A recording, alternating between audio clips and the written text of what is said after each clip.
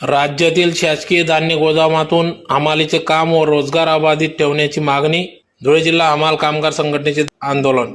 21/4/2026 व 24/4/2026 रोजी वाहतूक व हाताळणीच्या कामासाठी नवीन शासन परिपत्रक जारी केले. त्या परिपत्रकामुळे राज्यातील शासकीय धान्य गोदामात माथाडी मंडळाकडील नोंदीत 10,000च्या आसपास हमाल कामगारांवर उपासमारीची वेळ येणार असून याला विरोध दर्शवित आज धुळे जिल्हा हमाल कामगार संघटनेच्या वतीने आंदोलन छेडण्यात आले.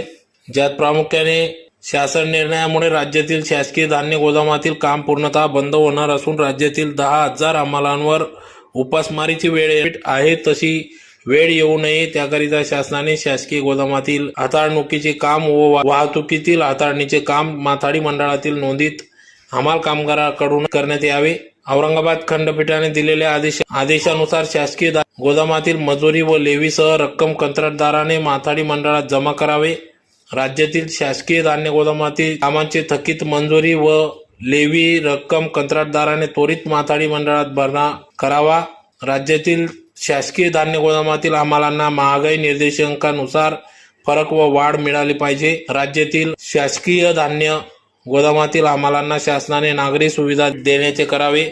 अशा विविध मागण्यांसंदर्भात आज या ठिकाणी हे आंदोलन करण्यात आले. सदर या आंदोलना प्रसंगी या ठिकाणी आमदारांना या संदर्भात निवेदन देखील देण्यात आले. यावेळी अध्यक्ष गंगाधर कोडेकर, कार्याध्यक्ष हेमंत मदाने, उपाध्यक्ष योगेश त्रिभुवन, जनरल सेक्रेटरी भागवत चितळकर, सुरेश अहिरे आदी सर्वच हमाल कामगार या ठिकाणी या आंदोलनात सहभागी झाले होते.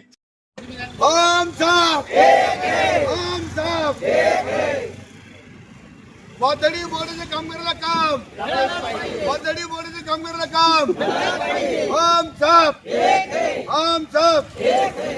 आज या शासनाने जे सरकारी धान्य गोडाऊन आहे या ठिकाणी ते टेंडर काढता येते. ते टेंडर डायरेक्ट ठेकेदार म्हणजे वाहतूक ठेकेदारीच्या नावाने ते टेंडर देणार आहे.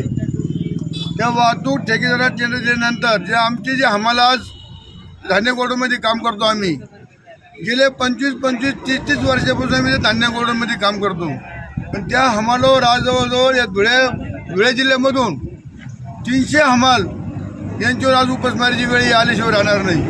कारण जर वाहतूक ठेकेदारानं जर काम केलं तर ते आम्हाला कामच राहणार नाही.